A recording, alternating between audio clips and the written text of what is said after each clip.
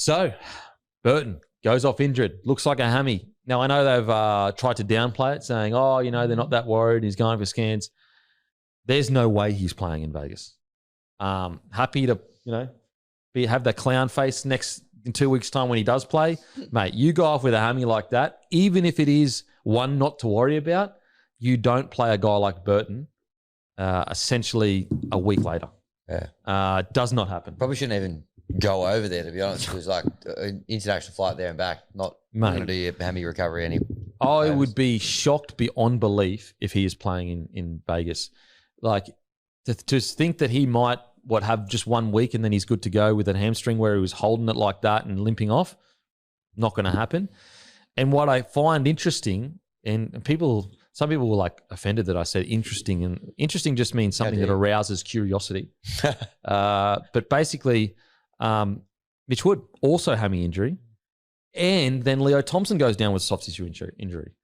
And so similar to when the Broncos had those 3 hammies, I know it's not 3 hammies in one game or whatever, but we know how hard the Bulldogs preseason is. I just wonder if they maybe they just turn the dial up a little bit too much. Again, I don't know that, and it could just be all a coincidence, but some key players, key injuries, soft tissue. Now, Leo Thompson got pulled out. I'm sure he's a chance of playing, and maybe they just use calf tightness as almost like, oh shit, we just lost Burton. We need a key player to be there in Vegas or whatever. We can't afford another injury. So that's a wait and see. And if that is the case, then maybe it's just a coincidence that both Wood and Burton have done their hammy, and probably is just a coincidence.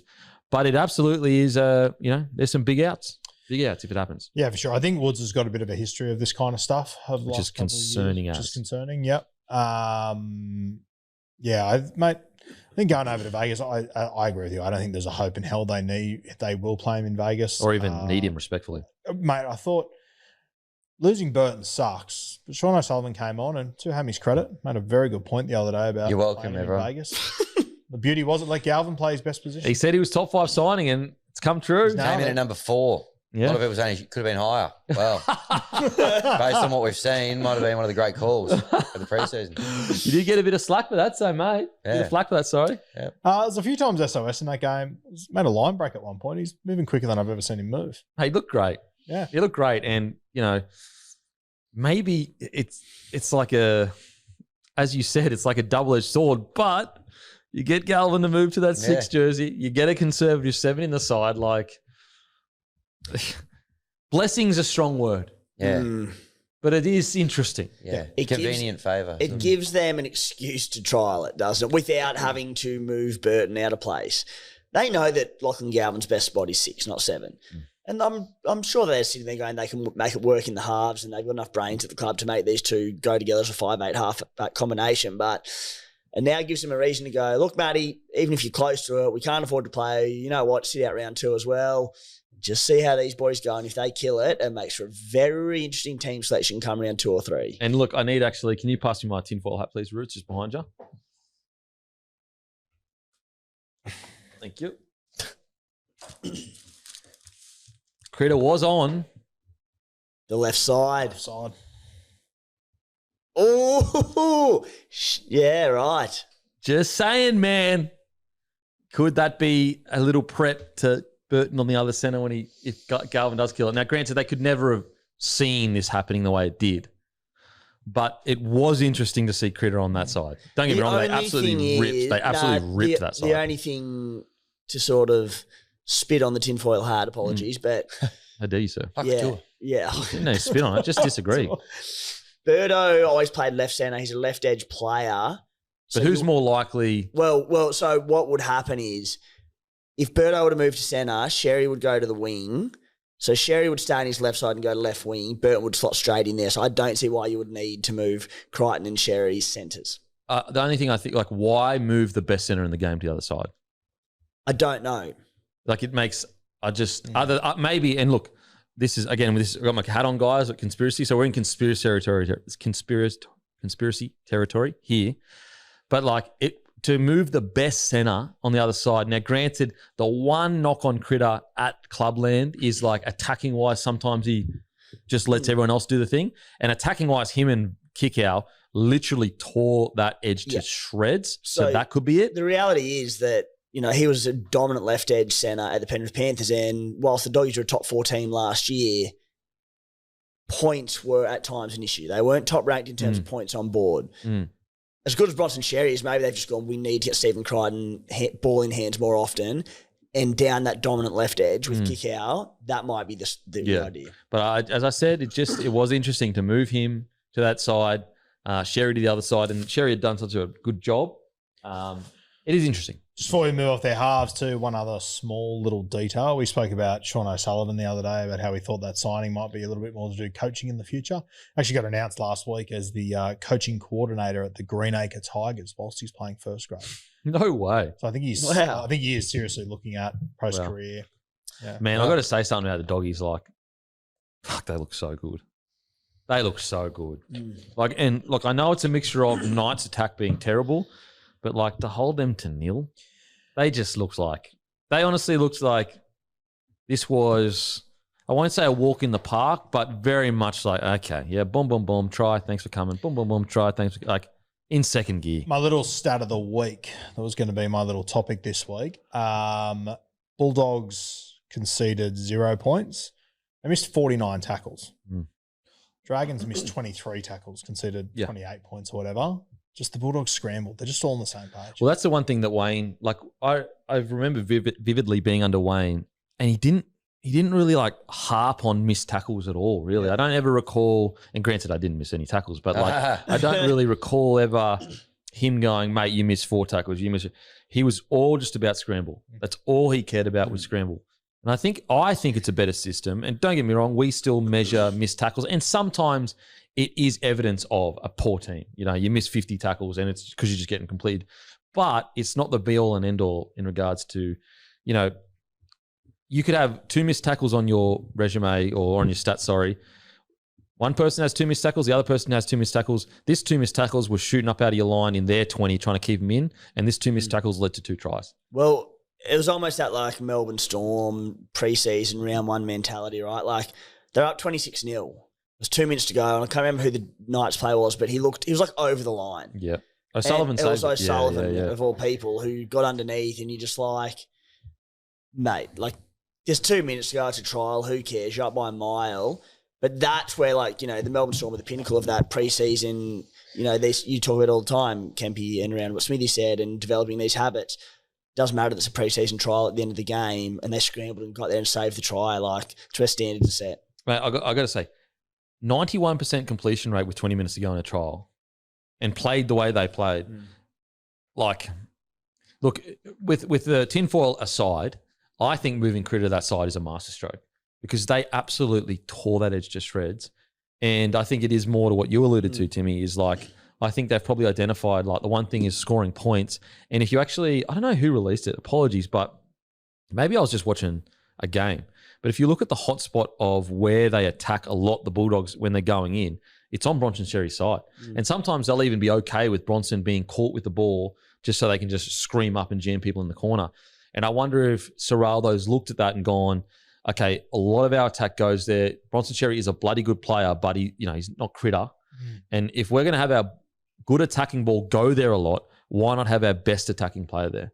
Probably what he's looked at. And maybe initially, trust is probably not the right word, but I'll just use it because it illustrates the point a bit better. But maybe initially he was like, I need Critter over there for his defense.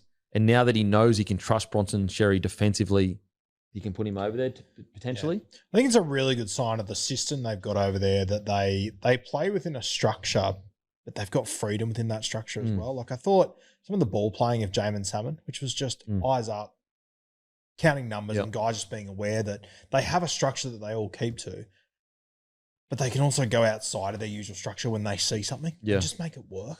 I thought Salmon was unreal. I thought Tilly Tupinil when he got on the field. He looked like he could kill someone. I pants nearly blew off my body when he shot at the Knights player. Absolutely annihilated him. Yeah. Some big hits in this game.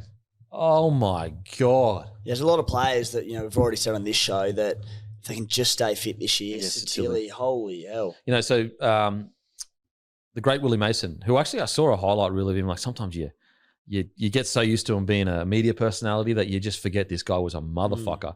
They put up some highlights of him and I was just like, fuck, Willie Mason, prime Willie Mason was a fucking problem. Anyway, so he said him in life and how big he is. Like how big he still was. My God. And just how well he moved. Like, fuck. Anyway, so he said Satili's been killing the preseason.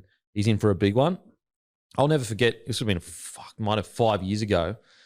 Satili's first or second year preseason with the Roosters. And I remember, I think I was asking more about Angus Crichton and just how good he's going, just because it's Angus Crichton.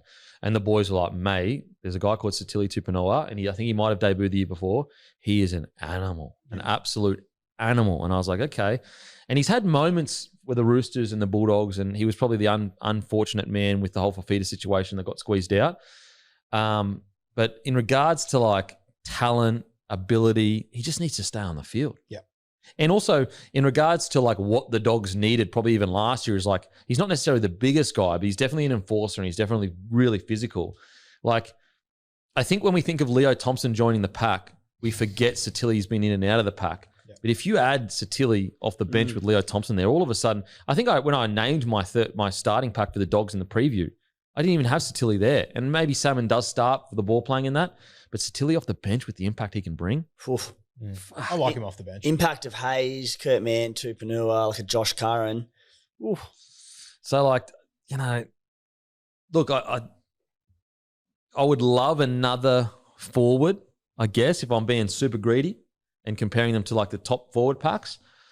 But as long as they can sort that spine out, like who says? I mean, we need to see. Obviously the fullback situation. Connor Tracy, bloody good. He'll need to go to another level. Yeah. I mean, the fullback situation, it could be better, but it's not trouble. It's not bad. No, I'm talking about winning a grand final. Yeah, winning a grand final, guys. Like, if we're talking about top four, can they be top four? I mean, obviously, like that's a silly question. Can they win a grand final? I think last year was, if you ever needed a perfect example of like these top tier players, like last year is it. Reece Walsh, superstar. Maybe he goes down as one of the better fullbacks of all time. That's still a long way ahead, but he is in that tier of like game changer. We'll go back to the final game they had against Manly Seagulls. Who was the guy that broke the game open that won it from? It was Tom Trbojevic. And so that's the one little question. However, that forward pack has very quickly gone from non-intimidating to intimidating. Yep. So that's exciting. Who else stood out for you guys? I just want to reiterate, geez, it's good watching top tier clubs just get in their groove and do their thing. Like they're not on the same level. Like this is a trial match and they're delivering that kind of quality. And I know like people go, it's against the Knights. It's a trial match. And they won 28-0 and they completed it like 90%. Fuck. I thought Sewer on the wing was unreal. Yeah, absolutely. Obviously, great kick back inside. He had a try, but that banana off the side of his boot, that was a really nice touch. But he was giving him all sorts of grief especially in the first half. I thought he looked really good. I've got to say, look, I've just spent the last 15 minutes glazing the fuck out of the Dogs. I just can't get around the logo. I can't get around it. And that's coming. I'm still trying to come to grips with the Broncos one. So that's, I'm in a glass house right now. I get it. Two examples of AI sloth. And I'm throwing stones, but geez, it just hits me every time I look at it. I think on the jerseys, they both look really good. I'm still... See, I can't get around on the jersey. I'm sorry, Doggies. The Doggies one? Yeah. I think yours looks heaps better on the jersey than just on the... And I know people are going to say I'm biased, but I still prefer the Broncos old logo on the jersey, and I think that it is a bit of a downgrade, so I'm not saying but the Dogs one, I'm sorry, it's tough. It's tough for me. Yeah, it's growing on me. I don't mind it. I don't mind it. The Dogs one? Yeah. I like the old one better, but I don't mind it. Yeah. Sorry, guys. The other one that I thought, he's played the last two trials, Cooper Toy on the wing. He's only got essentially two opportunities. He's cashed in on both of them, scoring on both occasions. I think he's another guy to watch in the future with them. Yeah. Anyone stand out for you, Timmy? No, covered them all off, mate. So I guess we'll see. Jake Turpin still rocking the worst haircut in rugby league, which is great. Love it. Shave the sideburns. Okay, on to the Knights. Unfortunately, it couldn't have gone much worse. There were glimpses of Dylan Brown, squaring up the defence and all that good stuff. Listen, if they had beaten them 28-6, I'd just go, okay, the Bulldogs we're talking about a top-tier side against a not top-tier side. But to not score a try in a trial is like, when your problem's being attacked, concerning. Why is Dill Brown playing on the right edge? Did that take anyone else by surprise? Well, he sweeped a little bit both sides, but yeah. I guess. Sandon looked so good on the right the week before, I thought. I thought it was just... Sandon played left for the Roosters, maybe just more comfortable there, but... Yeah, it's all clicked, boys. We're going back to the Cowboys thing. It's Fletcher Sharp that pulled out with a fucking injury. My bad. Oh, my bad. You got there, mate. Well I got there eventually. Yeah. That's the guy that pulled out. You can enjoy the rest of the show now. But like the reason why I got it mixed up was because Sharp in the halves, Purdue in the halves. Anyway, that makes sense. You're an idiot. We get it. Yeah. Sorry, guys. Watch too much rugby league. Yeah. I mean, I just assumed Dill Brown to be left edge. Interesting. Yeah. What does it mean? What do we read into this? I don't know. I just can't. Like, surely at some point, if you're going to build a club around this guy and pay as much as you have, you put him in his absolute best spot, don't you? Fletcher Sharp played left edge last year in the halves from memory. Dill Brown obviously left, but I know he pulled out of this and he was named at fullback with Ponga out, but does it hint towards a Sharp-Brown combination in the halves? I think it'll be Brown-Smith still, but also like it hints towards that unsureness that we were pissed off about a month ago, where we're going, there should be no, like, just go with the safe option now and build out from that. But the fact that he's being moved from side to side suggests to me that there are concessions being made to try and squeeze the rookie in, which is understandable. He's a gun, all that stuff. But, and look, Dylan Brown did look great. He did look, not great's a strong word, but he looked good. He looked good. But outside of that. Yeah, for what it's worth, the only try that they did almost score was that one denied early, which was a bit weird with when Crichton was offside. They did all the hard work there. Dill Brown got in the line, squared up. Dom Young scored in the corner. That was pulled back. But like, yeah, I got to say, like that, it's just trials, and so refs can make mistakes. Just, but what the hell? If you're offside, you're out of the play. He's offside, and then he runs into him. So we're bringing it back. What are we talking about? And look, I did feel sorry for the ref as well, because later on he made it like absolute barrier, the one where Crichton knocks it up and then goes and does an intercept. And he did apologise, which I do respect as a ref. Like, I hate when refs make errors and they just go, nah, that's the call. It's like, mate, fucking show some humility. So I give the ref a bit of grace because he, and he looked like a new ref too, to be honest. I've never seen him before, respectfully. No, Liam Kennedy, he's been around the traps. Has he? Okay, apologies. Strong moustache, respect it. But, and also, to be fair as well, that was the video ref that called that, wasn't it? Yeah. The one with the Dylan Brown one. Yeah. But like, surely anyone that's watched footy for a bit now, if you're offside, you don't get a penalty for obstruction. Well, Vossi said it respectfully. He goes, if you're offside, go to hell. And I agree with Vossi. Yeah. I agree with Vossi. Summed it up beautifully. I couldn't believe that. I was like, surely you know that. Anyway, I don't want to be too harsh on the Knights. I don't want to kick a bloke when they're down, but I cannot get over it. Like, in a trial, you can't score a try now. And I know that they're playing essentially the best defensive side in the competition. I get that. But, geez. You know who found it pretty funny? I noticed Adam O'Brien up in the Dogs coach's box. Fuck it. Not the best poker face on the old Adam. Jesus. Talk about that, eh? Surely he's sitting there going, maybe I've got to fucking just keep it under wraps for a little bit. No. Wow. Fishy cat. Wow. Boys, thoughts on the Knights? Yeah, pretty disappointing. The hard thing with Newcastle is that KP could return in Vegas. From what I've gathered, he is going to play in Vegas, it sounds like. And they could be okay all of a sudden. But it's just such a big punt for me to rely on when there are just so many other missing pieces that Jermaine McEwen, I believe, is going to start on the edge. I think that Kant's been pretty good over this preseason. He's another one to sort of keep an eye on.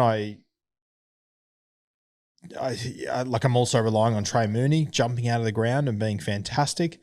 I have a lot of concerns. I thought one big positive, which I've always really liked, this Kyle McCarthy. And I think I might have it wrong. I reckon this DeCourcy might be the one to watch for Newcastle. That run he made from his own in goal or his own line where he took off, that was elite. Yeah, I've had a few Knights fans over the last year or so message me about him. So I think you might be on the wrong horse here. I still think Kyle McCarthy's good, but DeCourcy, I'm starting to really see it. Well, yeah, I mean, 184 centimetres, 100 kilos, and he's only 20 years old. 20 years old. But yeah, that run was outstanding.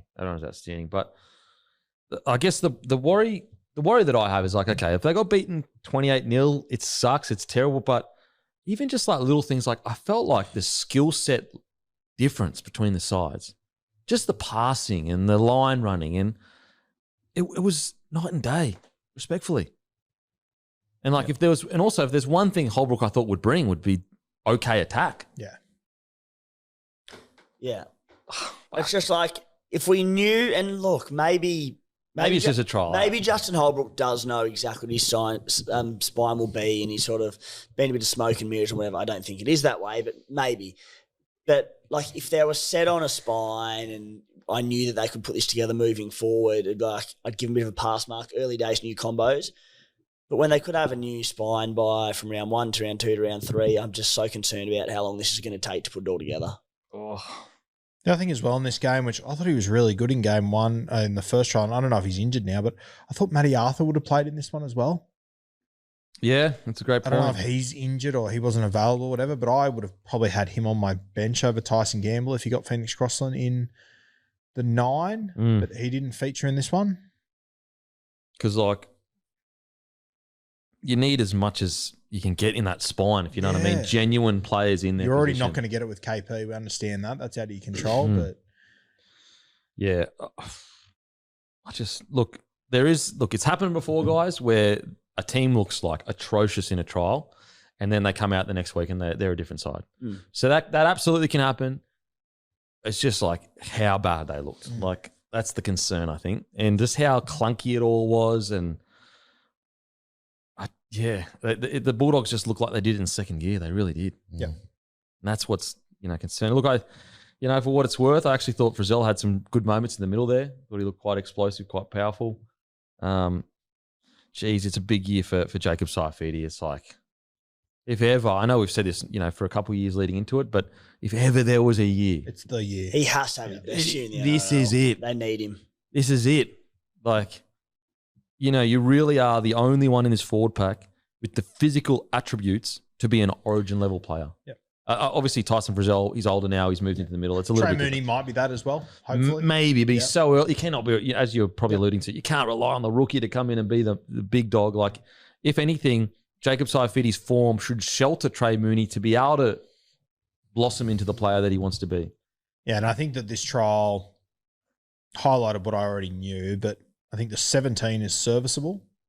After that, I have a lot of concerns. Oh, man. Yeah.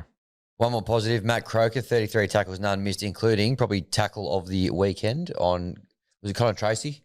I think they absolutely crunched. Yes, absolutely. Massive inside hit. ball. Great read too. Great read. So very well read. Was it Galvin that threw that inside ball? Anyway, it was a great read. Checked his man. Wouldn't have fallen for the dummy if the dummy came, and then just absolutely crunched him. Yep. Yeah. 33, none missed in the middle. Not bad. Nothing. To be honest, really all I can say to Knights fans is as I said earlier, is it has happened plenty of times where a team has been terrible in the last trial, and then for some bizarre reason it just all flicks into gear and they're good. And again, I think the pack problem is more around the pack, but the reality is, you add in Kalen Ponga, you add in Fletcher Sharp, you add in Dane Gagai. Yep. Who's a big part of what they do, Dane Gagai. You add in Trey Mooney, they were missing some very key players. So again, you still want to have shown something, which they did not, but there's some big players to come back into this team.